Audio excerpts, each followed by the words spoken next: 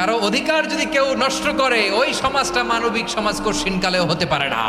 আপনি ভাবছেন আপনার নামাজ আপনারে বাঁচাতে পারবে, আপনার রোজা বাঁচাতে পারবে, আপনার তাহাজ্জুদ আপনারে বাঁচাতে পারবে? আপনি অধিকার নষ্ট করলে কিছুই আপনারে বাঁচাতে পারবে না। এজন্য নিকট আত্মীয়দেরকে দিতে হবে বেশি বেশি। বিশ্বনবী বলেন, নিকট আত্মীয় যারা কাছের, তোমার ভেরি ক্লোজ রিলেশনশিপে আছে, তাদেরকে দাও।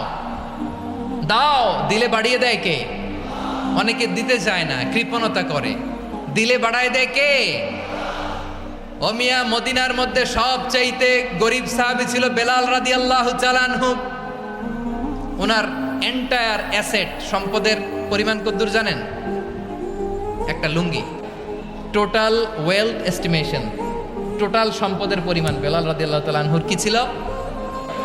ওই বেলাল রাদিয়াল্লাহু তাআলা আনহুকে বিষ্ণু ইসলাম বলেছেন, আনফিক ইয়া বেলাল, ও বেলাল তুমিও দাও।